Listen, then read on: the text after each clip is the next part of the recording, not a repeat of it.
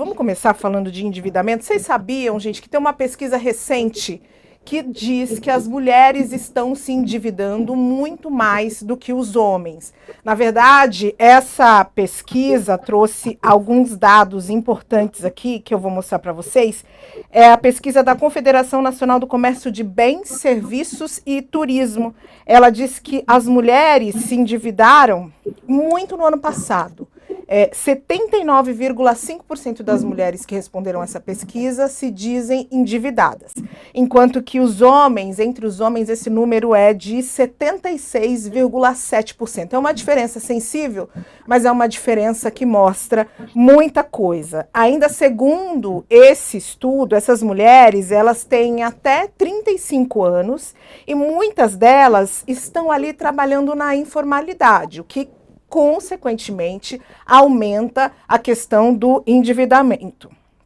E se a gente for, Cris e Semaia, ligando esses pontos, a gente vai cair numa clássica questão, que é a diferença de pagamento mensal. As mulheres recebem menos do que os homens. Hoje, aqui no Brasil, a gente sabe que, segundo o Diese, 44% da força de trabalho vem das mulheres, só que nós ganhamos, em média, 21% menos do que os homens. E se a gente fizer um recorte de raça, que é imprescindível, nós estamos falando aí das mulheres negras, que formam o maior grupo populacional do Brasil e que têm a menor remuneração salarial. Elas chegam a receber até 57% menos do que os homens brancos que estão no topo dessa pirâmide, né? E aí a gente não precisa continuar falando dessas estatísticas para a gente entender que a gente tem uma estrutura completamente desigual que está fazendo com que as mulheres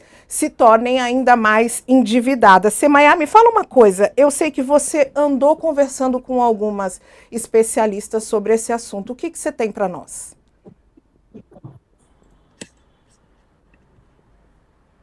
Cris, no Nós Mulheres da Periferia, a gente fez uma matéria há pouco tempo que falou um pouco sobre violência patrimonial, né? A repórter que fez essa apuração se chama Amanda Stabile, e aí o que a gente quis?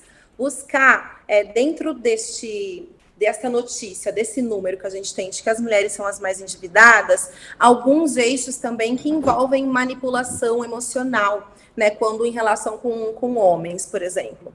E aí, a gente entrevistou algumas pessoas. Uma delas é a Mariana Serrano, que é advogada, professora e pesquisadora na área do direito das mulheres e da população. Então, ela diz que existe um tipo de exploração que a gente pode chamar de manipulação emocional, estelionato afetivo, né? Que é exatamente quando existe uma manipulação para ali haver algum tipo de apropriação de bens, financiamento indevido, quando, na verdade, os parceiros acabam deixando as mulheres na mão.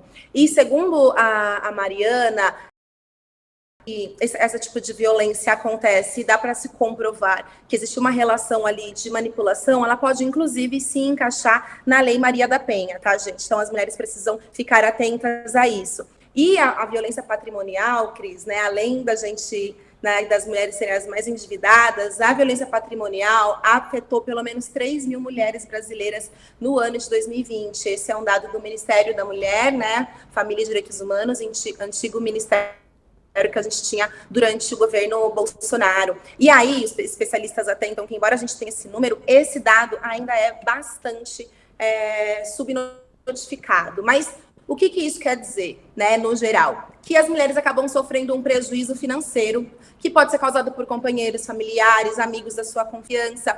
E as quantidades, inclusive, não precisam ser exorbitantes, né? A gente costuma se sentir prejudicada quando os números são muito grandes, mas não, isso pode ser em quantidades menores, né? E a Amanda Dias, que é a orientadora financeira e fundadora da Grana Preta, alerta também que não significa que as mulheres que passam sobre isso, que inclusive é o caso que a gente está falando, são mulheres sem acesso a conhecimento, né? Mulheres que têm alguma dificuldade de acesso à informação. Não, todas as mulheres podem passar por esse tipo de situação, tá? Ao longo da vida.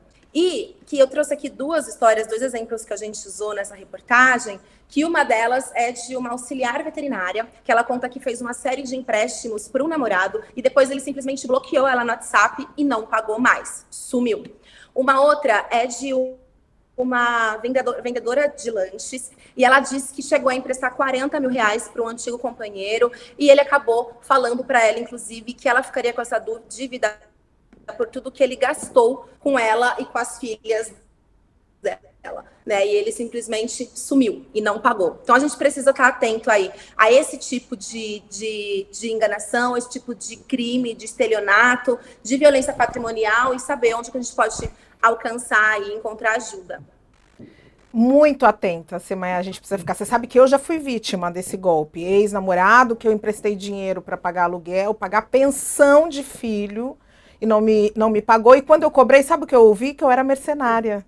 Olha só, você é uma mercenária. Não, mercenária. Eu falei, sou mercenária sim, esse dinheiro é meu, eu trabalhei, eu quero esse dinheiro de volta.